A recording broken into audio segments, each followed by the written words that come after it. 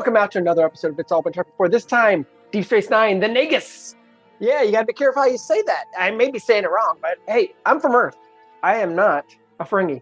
The Nagus on It's All Been Tried Before. I'm going to be the Nagus here. You know it's coming. Patreon.com/IBD for the price of less than a cup of coffee, or probably maybe a week's worth of coffee. Shoot it to us. Patreon.com/IBD. Supports the network. You get to see the video version of us. You get the bonus episodes. Not only of us, but the mothership. It's All Been Done Radio Hour. Lots of fun stuff over there. I'm a Patreon. I love getting that stuff. Lots of cool stuff behind the scenes, in front of the scenes. You see our face. And on this episode, we're going to talk about the face of the Nagus on It's All Been Trekked Before. Welcome out to another episode of It's All Been Trekked Before. Your regular hosts are here. This is Steven. And Keith. Jimmy-Jerome.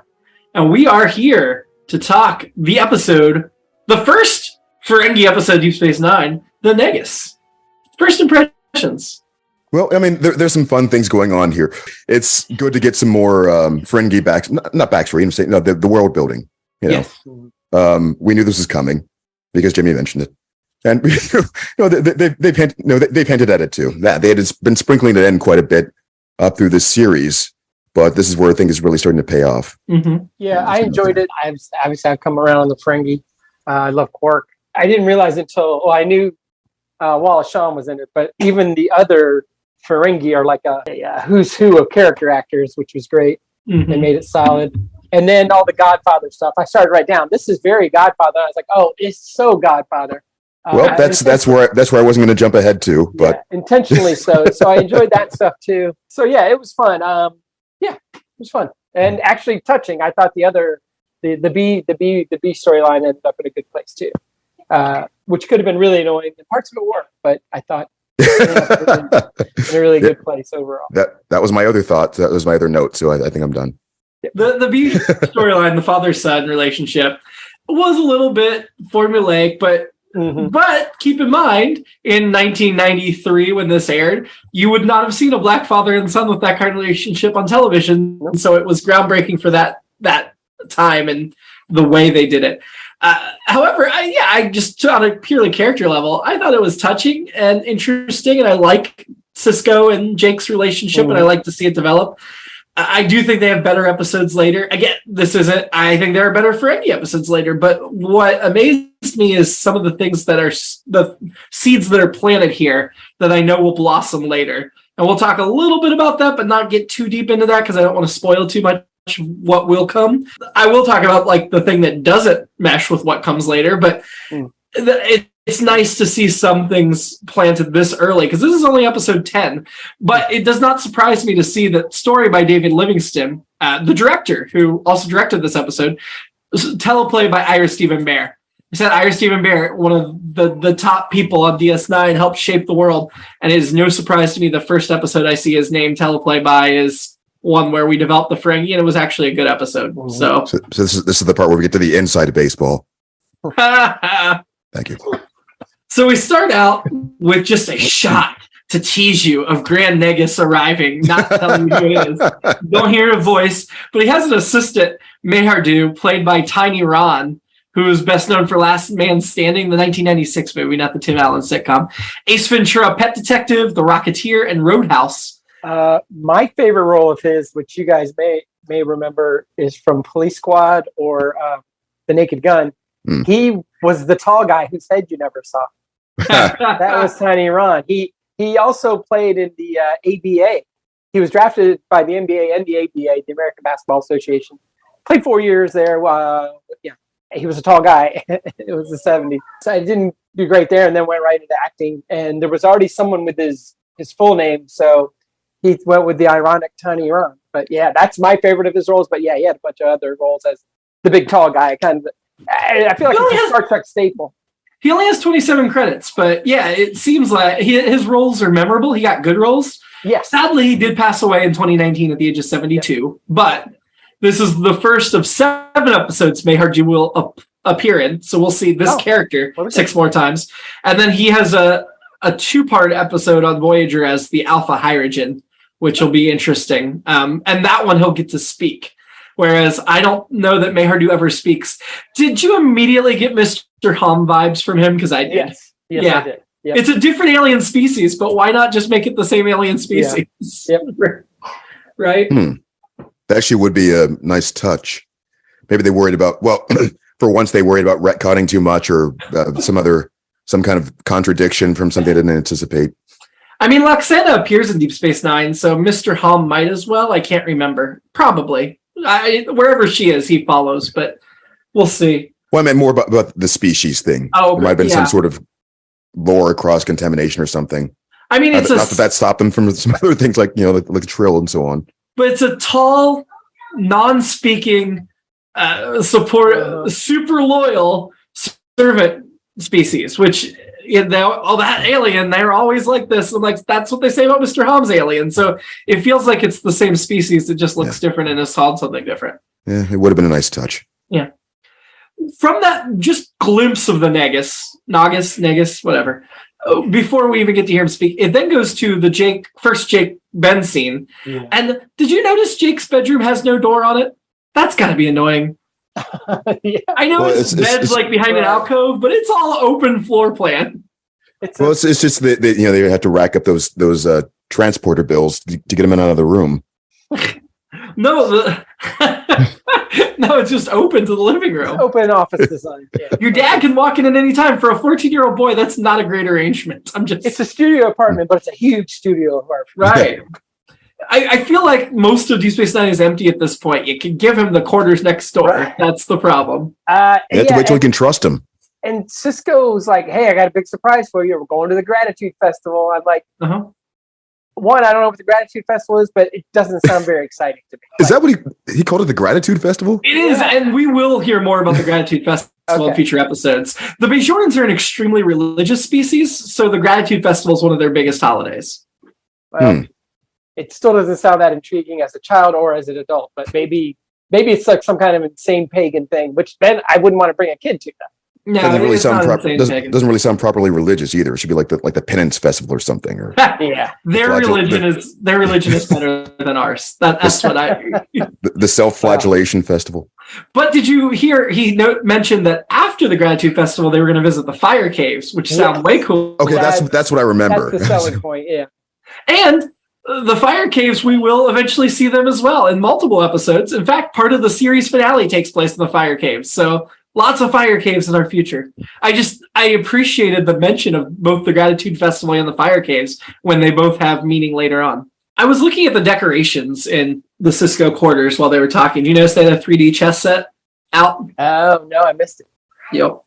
So we go back to the Ferengi, and Quark is fuming that Rom returned a full purse because one of the rules of acquisition, and we'll hear lots of rules of acquisition throughout the series, but one of them, one of the most famous, once you have their money, never give it back.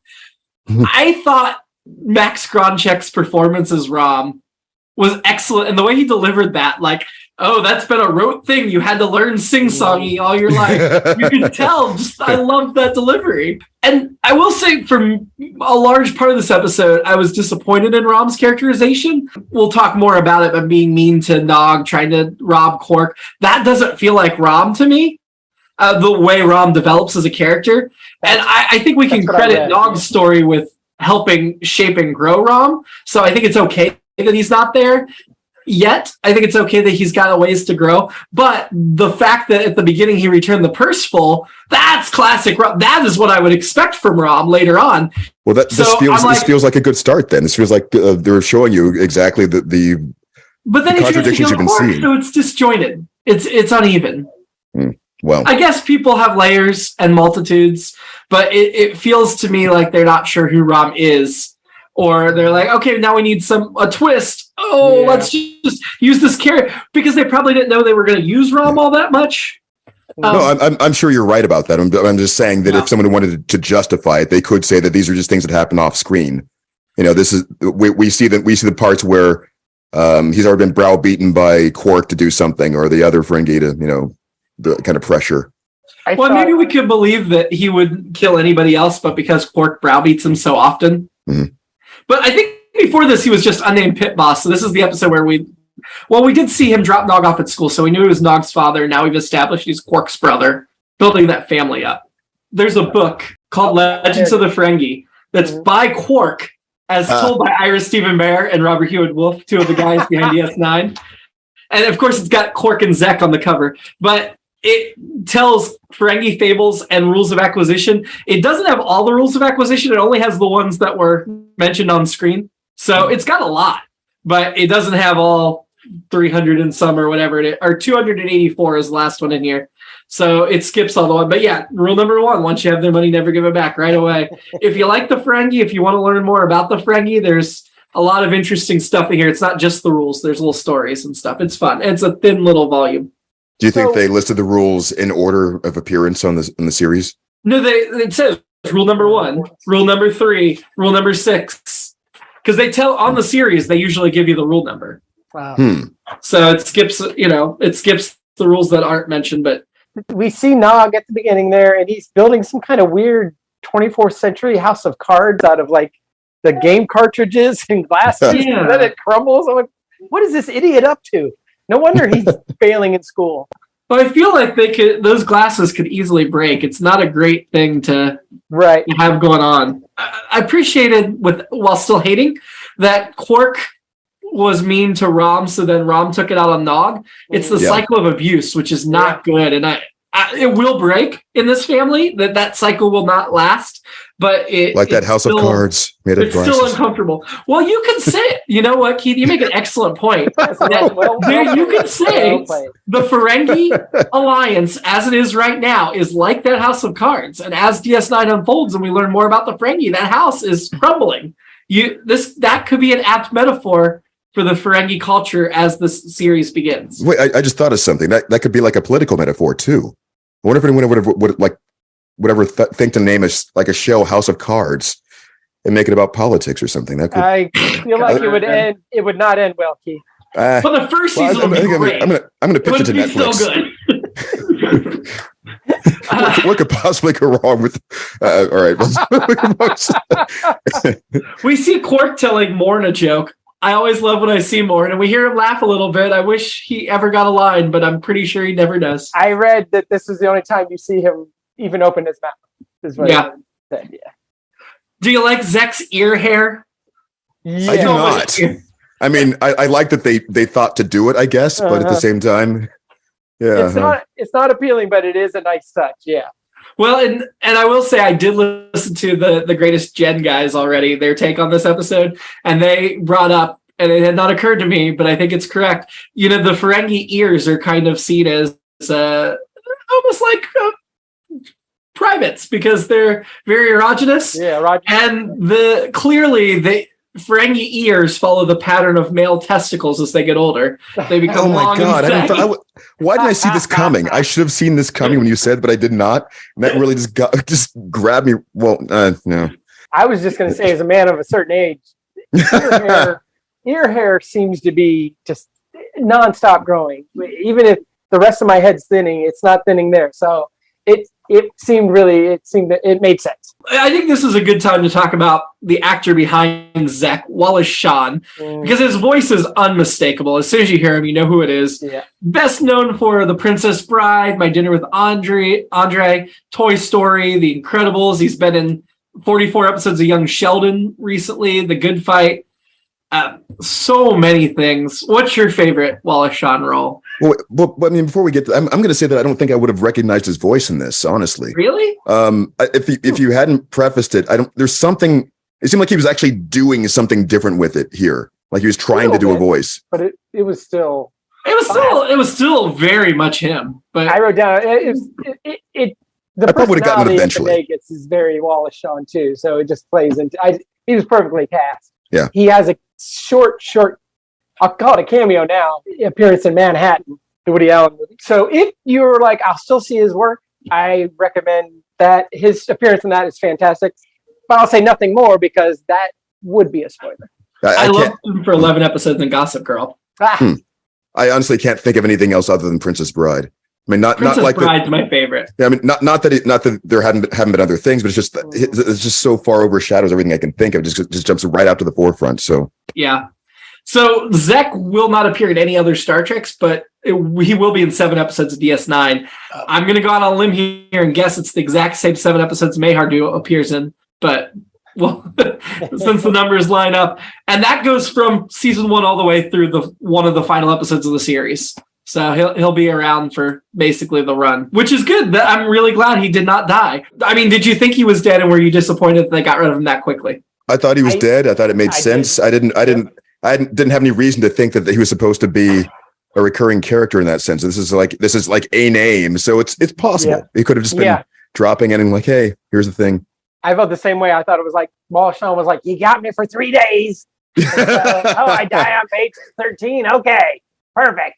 And so I was like, oh, okay, all right. I mean, he was well known enough at this point that I feel like I can't remember what I first thought, or if I already knew by the time I watched this that he was in a bunch, because obviously going in this time, I'm like, I know he's not dead. I know what's going on. But I think I would have been supremely disappointed if he died before the halfway point of the episode and I thought he was actually dead. Yeah. Just because I love Wallace Shawn enough. Sure. But, oh well. So back to Wallace Shawn's entrance. He's a dirty old man who would have fit right in hosting the first few episodes of this first few seasons of this podcast. He wants to, or hopefully he will get better over time so he can host the later seasons. But he wants to try all 5 of Quark's favorite programs, and I mean I do too. But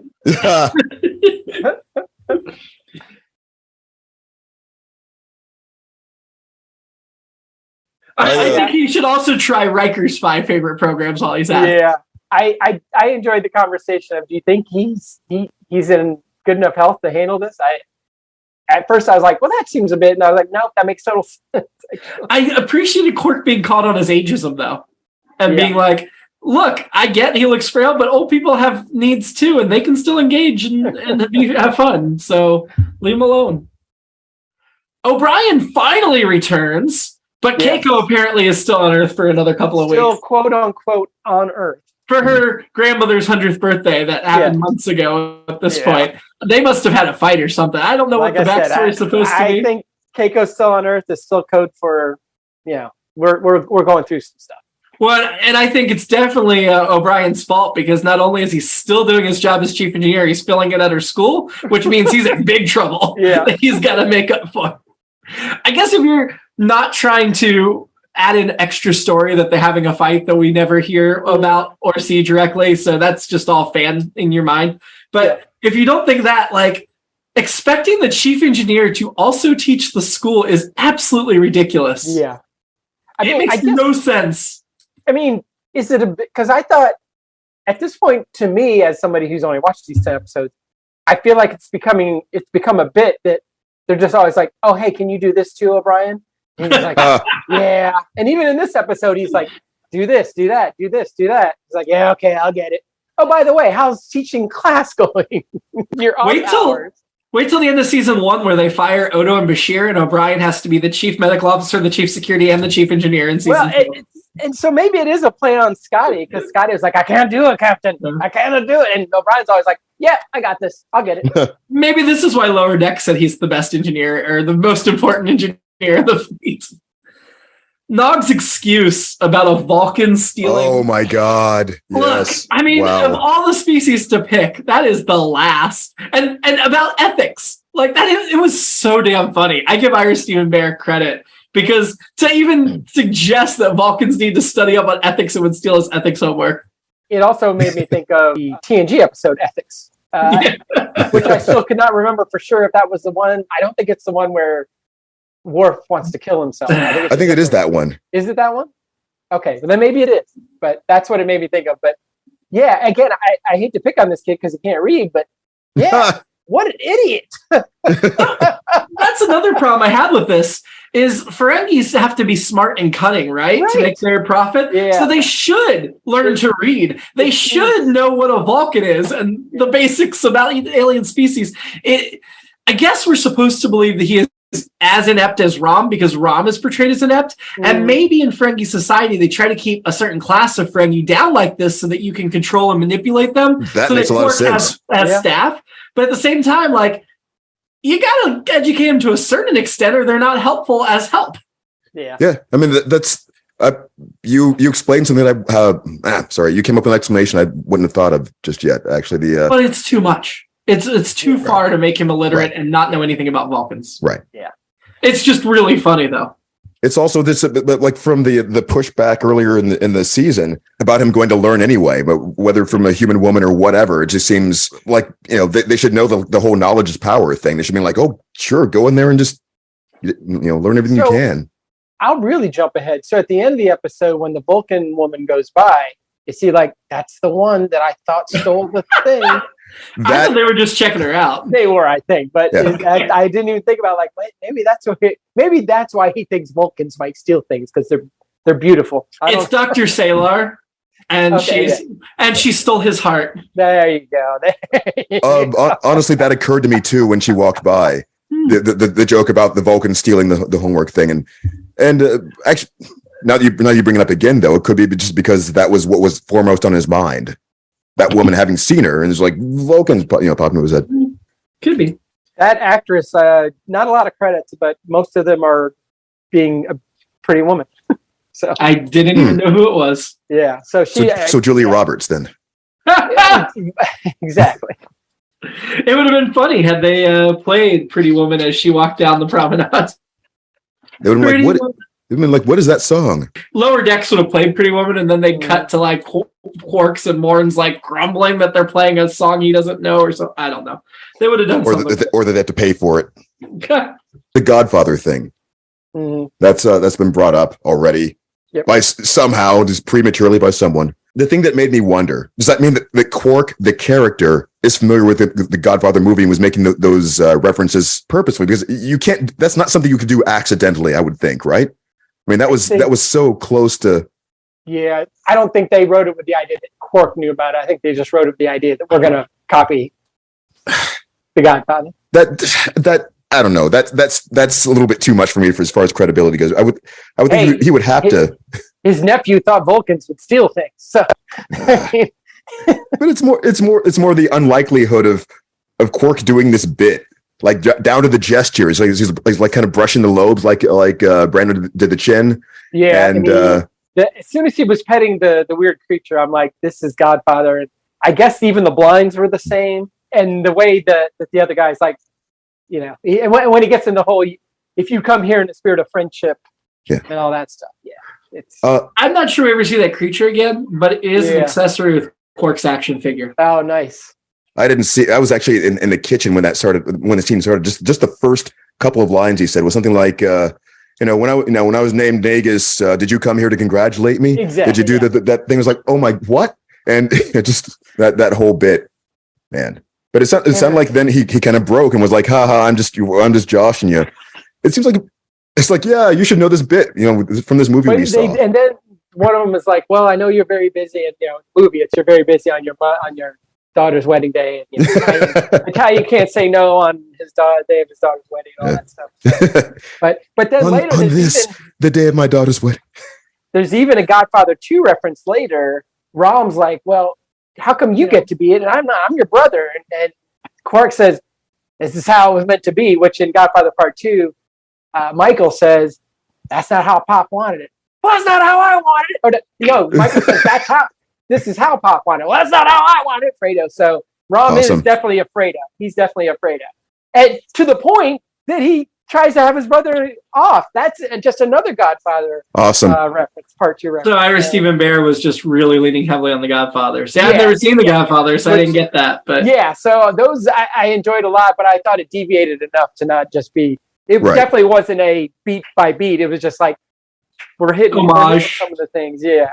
And it fit in the Ferengi world, the world they had. So. Well, I have a feeling that the beat by beat theme will come up again very soon. Perhaps in another week or so, but you're right.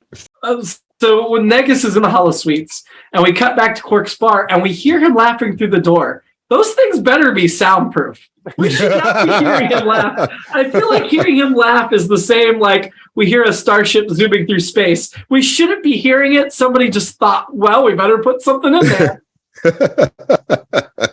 Wow.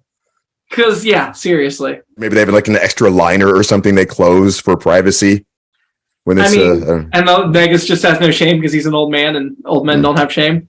Maybe. No, they definitely have those things soundproof. There's no way they don't. O'Brien talks about having harassed substitute teachers as a kid, so we get a little peek into his childhood, I guess. Not surprising, but slightly disappointing. He warns Ben Sisko about Nog, but I liked the way it was where Ben's like, if I force him to choose between me and Nog, I'm gonna lose. Like, I like that realism and that just self-awareness. And when O'Brien doesn't get it, it's like, yeah, because your daughter's 3 and my son's 14. I love that line because I was thinking, I'm like, you probably shouldn't be giving advice to this is you're not there yet, my man. No. And then he said, I was like, well done.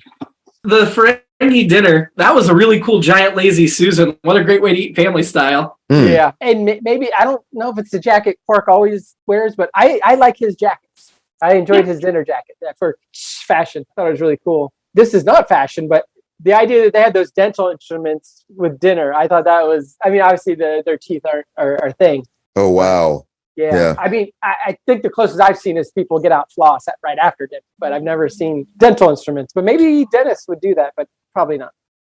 I think our first giveaway that something's up with Zach and that everything isn't the way it's presented is he compliments Quark for his skill in selecting Deep Space Nine as a location, even though Quark's been running this bar on a terrible Cardassian workstation for years, not making much profit, really in a terrible thing, and nobody had any idea about the wormhole. That wasn't skill, that was dumb luck, and we all see it coming. So it felt like he was just trying to butter Quark up enough for him to believe the lie that he's about to throw at him, or the scenario where somehow this bartender would be made Grand Nagus instead of the elite of Ferengi society. There's a lot of talk, and then it comes back around with Rom when he tries to kill our guy Quark there. Because Quark keeps saying, toss you out the nearest airlock. I'm like, what is with the violence? And then I guess that comes to be kind of a mob kind of thing, I guess. But and then he's like, you said you were going to throw me out. I'm throwing you out of there. But I didn't know that's where it was going to go. But I was like, man, that's such violence. It was. It's the way of the Ferengi, I guess. So when the Ferengi are having their conference to name their successor, Morn's trying to get in the bar and they turn him away. I love that bit. Any chance to see Morn. I don't know what Morn's job is. I guess maybe he's retired and he's a professional drinker now. Professional barfly. Did you guys know that they were going to pick Quark as the successor? Yeah. I mean, not very far along. It's like, well, that's the only reason he's sitting there. Yeah. It's just, I think it occurred to me at the time it was just a little over the top for the rest of them to be that surprised. Like none of them. This is one of those scenes where it proves that nobody else in the room had been watching the episode along with us. Weren't there to see all the foreshadowing. The dialogue, though, is so good. Like Zach saying, I'm just not as greedy as I used to be. And now they're talking about how the reputation, those smears they tell about us cheating and lying them, it makes it so hard for us to cheat and lie to them. Like, wait. Love it. Oh. It's no surprise to me that almost as soon as Quark becomes Nagus, he gets threats on his life. Like, of course he does.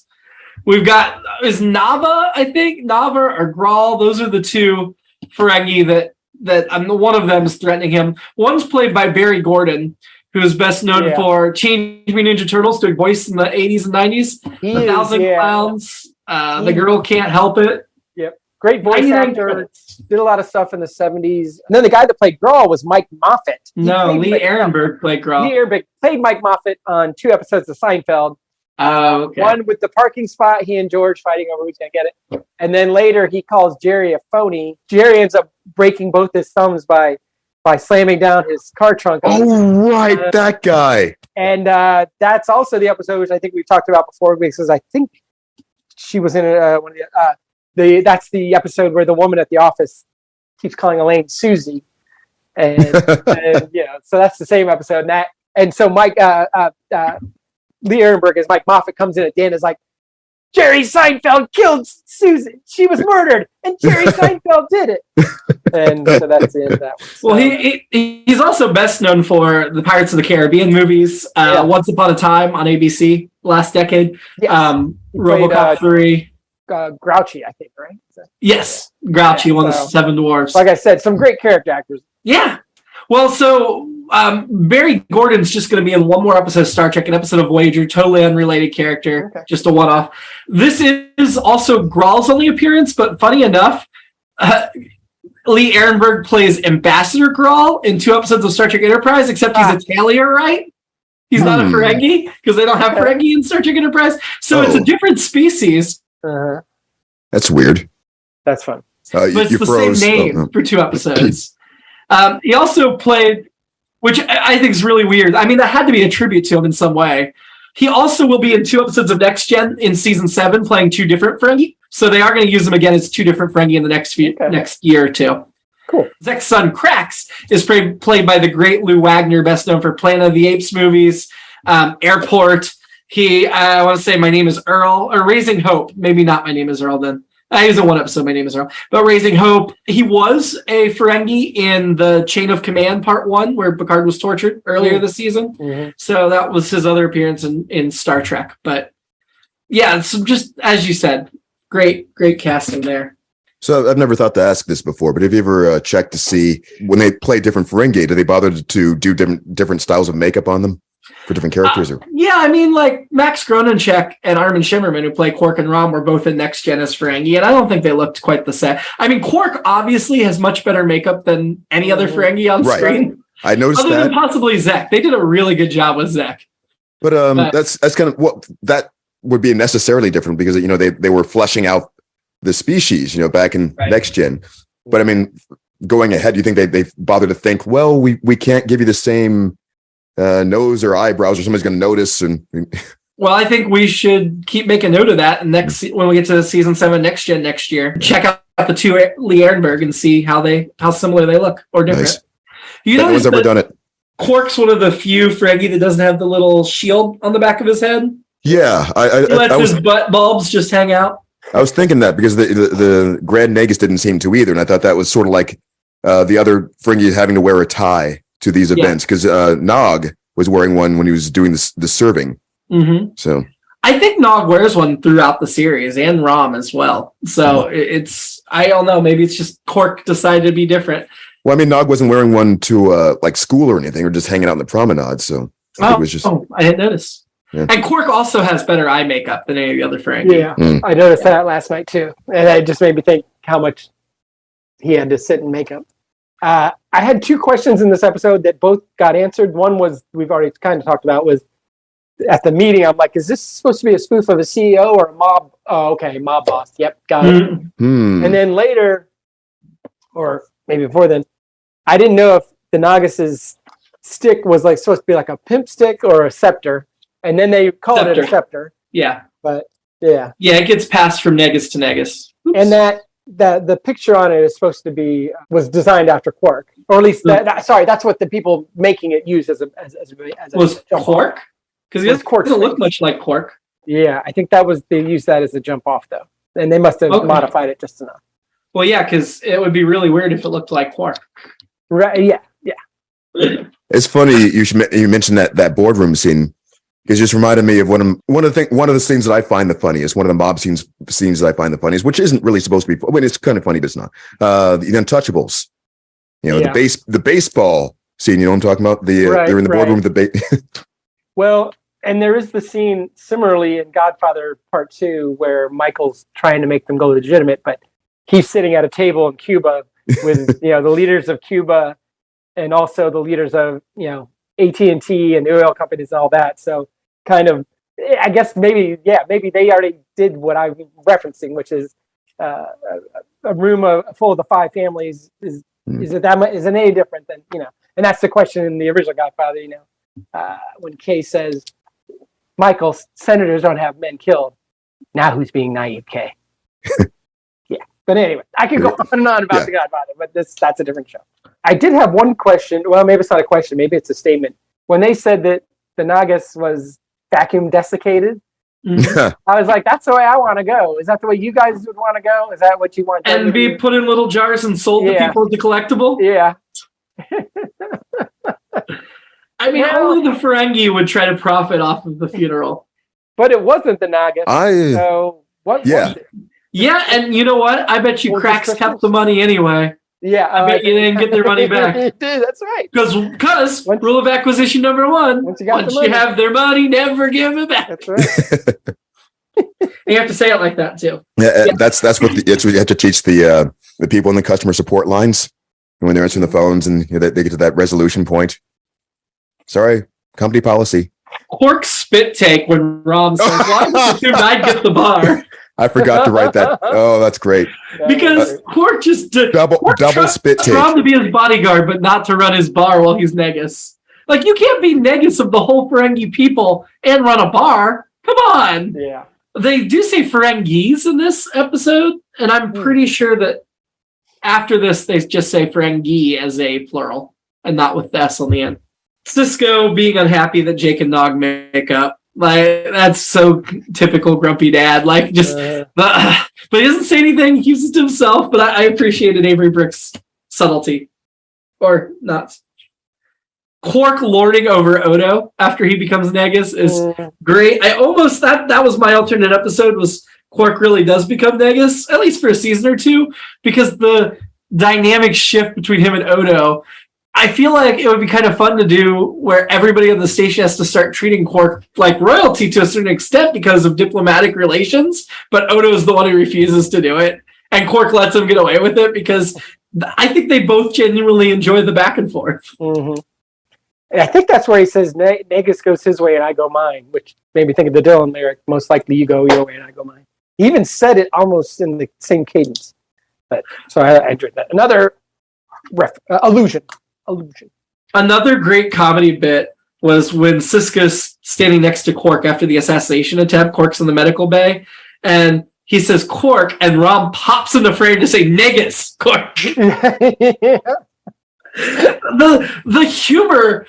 Every Ferengi episode is a trouble with tribbles. Every Ferengi episode leans into the humor. I think Iris Bear even said this. That's kind of what they had in mind, but it was kind of a tribbles thing. But doesn't that work so much better than them hissing and cracking electric whips? Yes. This is where they lock into what that species should be. I love it. Yeah. Jake's out after midnight. He's 14. What 14-year-old has such a late curfew? Yeah, I thought that. Well, apparently he didn't, is the thing. That's right. Yeah, but you'd think Sisko would use his comm badge to locate him and track him down well before midnight. He's 14. Maybe it was his shift. But also, like, how are they? It's not like you see a sunrise and stuff. The things you probably it's like a casino in there. Quark is a terrible Nagus because when he's negotiating the synthol rights, the guy says 50-50 and Quark's just like, okay, no, you haggle. Yeah, I thought that too. I thought that's where he was going. And he's like, you got a deal. Yeah. Rom and Cracks, despite wanting to kill Quark, have a lot of problems with killing a Dabu girl. They're very hesitant to go through the assassination. Yeah. So I guess that proves they're weak and feckless, according to Ferengi. I don't know. Although, I think the ultimate point where Zek's like, no, you don't just assassinate. You have to accumulate power and wealth sneakily and build it up. I like that, too, because we've seen some brutal Ferengi, and I'm glad that's not the direction they're going with them, because it's better to be sneaky, right? That makes for more profit. Or just lie about your real estate and say you're a billionaire when you're not. I mean, just to go back to one more Godfather thing. I think when he does that deal for the 50-50, because there's a moment in Godfather, the first Godfather, where Salaz is trying to cut a deal with him, and Brando, the Godfather, kind of just says, to what do I owe this? So I do this and this and this and this, and I get this much. He's like, to what do I owe this great honor? And I think that's the one place where they cut against expectations, where we thought he was going to haggle, and he was just like, that's great. I love it. I'm all in. That's a bad Nagus. Yeah. Bad Nagusing. Yeah. The scene where Dax comes in to talk to Sisko, again, wonderful. We learn a lot about Dax's characterization. She flips the chair backwards in a total Riker move, which is great, in my opinion. And then Ben's fidgeting with the baseball, so we get the baseball brought in. But after he leaves, because Dax gives him like genuinely good advice and good conversation, but then after he leaves, she just grabs Jake's plate and helps herself to a bowl of I soup. love that she was just into the food, and as you guys know, eating is very important to me. I think it's very. Hey, it's very relatable. Hey, I can eat. And why did I not remember that's where you were going with that? And she just immediately sat down and just started picking at it. And at first I was like, oh, she didn't take very much. And I'm like, well, that makes sense because she probably did 15 takes. But then at the end, I love that she just dumps it in and eats it. Well, we know there's the history. We know Ben's father's a chef, and we're going to see him and his restaurant and stuff. And so I think this is, and the early episodes, we just have all this awkwardness between Ben Sisko and Jadzia Dax because she's not Curzon anymore. But I think this scene shows us they've gotten over that awkwardness and their friendships resume. Because who else just walks into somebody else's apartment and helps himself to food? Yep. Right? I know that too. Yeah. The twist with Jake and Nog, of course, is that Jake is secretly tutoring Nog, and Ben is the proud papa and just gives him a hug but doesn't tell him that he knows. And that's the right way to father, I think. But I thought it was totally like, oh, I knew it was going to be something. He was doing something good. But it's still, when Sisko hugs him and kisses his head, I was definitely touched. And the end was also, I thought it was great. Yeah. It got me. And I appreciate the Nog story because we get Nog, even when Nog's saying, like, Nog's fighting to get to go to school. You know, he's not easily going into the Ferengi. He tells Jake off, like, oh, well, we just can't be friends. But you can tell he wants to learn and wants to do something different. And Nog has, I think, one of the best growth arcs of the series. And this is where it starts right here. His friendship with Jake, he ends up becoming very different than your average Ferengi. And I love seeing the origin of it and seeing how they develop over 7 years. Because even though Aaron Eisenberg was an adult while he was playing Nog, unlike Eric Lofton, who was a child playing Jake, they both of those characters grow up on this series. I know you don't know it yet, but if you compare the end of Nog's character arc in season 7 to what this is, you're going to be impressed, I think, with just the writing and the arc and everything. It's really cool. There are great things in store for young Nog. The airlock to Zek's ship, not airtight. Odo can just melt down and slip through it. Yeah. If it's wide enough crack for him to slip through, how does space get kept out? That's a good question. Space is thicker than air. The air is thicker than space. Can slip through an airlock. So the air makes like a seal because it's too thick to go into space. And I can see Odo slipping under a door crack in an interior door, but for an airlock, that does not make sense. I mean, I don't know. It's possible that there are thin enough folds between something that you can keep kind of maneuvering around, and it doesn't. Yeah, I mean, it sounds like it would be pretty painful somehow, though. The vacuum of space. It has to be completely airtight. Well, he made himself into a thing that would open it and then create a seal and then repair it and then came up the other side. I don't believe you. I feel like if we had to design something that did it, we probably could. There's got to be something you can kind of. So at the end, Zek threatens to buy Quark's bar, which is a callback to earlier when Quark was afraid Zek was going to buy his bar, and it just kind of great. But I think that basically tells you that you should expect Zek to return, and of course he will return. Quark being proud of Rom for trying to kill him, that didn't sit right with me either. Like, that just didn't seem Ferengi. Nah. They're supposed to be proud of, like, cheating somebody out of money, not trying to murder your brother. It's more of a Klingon thing, right? I guess, as far as the... Yeah. I guess. And then, we end with Jake and Nog ogling the Vulcan woman, which we do not approve of on this podcast. Yep, no more Vulcan women. We do not approve of them at all. I get it, though. They're kids. You know, what are you going to do? I only have 2 other notes, and this is just quotes, and I'm not even sure I remember. The one was they mentioned attracted to body odor. Was that about the Ferengi being attracted to body odor? It was the pheromones. They had a bomb that sniffed pheromones. That's right. And that makes sense. And then finally at the end, I don't know if it's racist or sexist or what, but like it's like talking to a Klingon. Seems speciesist. and almost appropriately so under the circumstances. It's kind of funny. Right.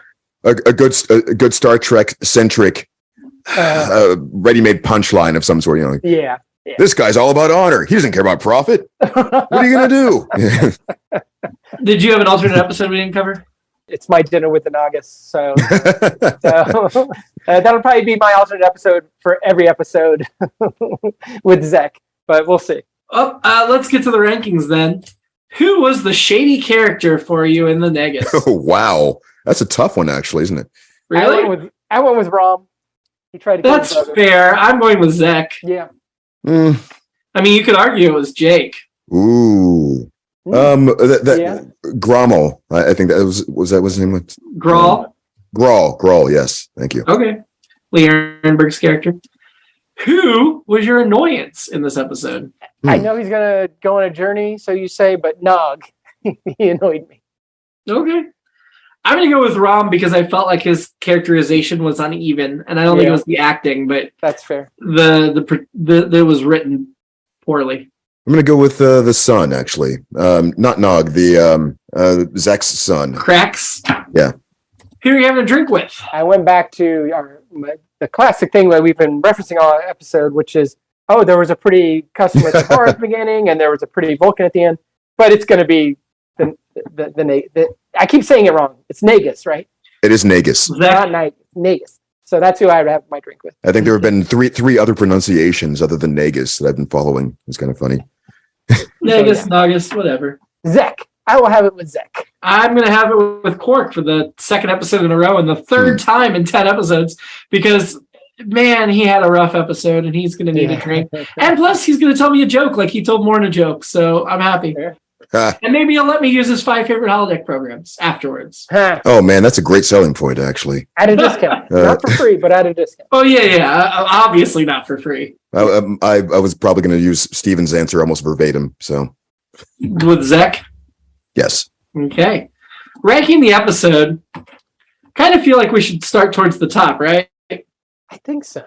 Yeah. I was surprised one of the usual raters, if you will, magazines or websites had it kind of just an okay episode, but I can't remember if it was Tor.com or another one, but they just thought it was just okay. Compared to the rest of the season or the series or just... Yeah, and maybe that was in a going back and rewatching, knowing what comes later, blah, blah, blah kind of a thing. But the other ones were like, no, it was a lot of fun, which is where I think we fell. Yeah, I'm going to start with, at the top right now is Emissary. I'm going to have to say worse, I think. That's fair. I mean, it's the pilot. That's a hard one to beat. And Picard alone, the interactions with all that, that's kind of... Out of respect, yeah. Okay. Below that is The Passenger. I'd say better. That's tough, but yeah, I guess. I think I would too. Number 2 for the season. That's what I thought. Okay. Next week, we're talking on the Next Generation Starship Mine, aka Die Hard in space. When the Enterprise puts into space dock for an energy sweep of the ship, which is lethal to humans, Picard gets trapped on board with technicians who are not what they appear to be. Until then, live long. And keep your friends close and your enemies closer. And prosper by stealing their homework. That is the Vulcan way. Nice. Thank you.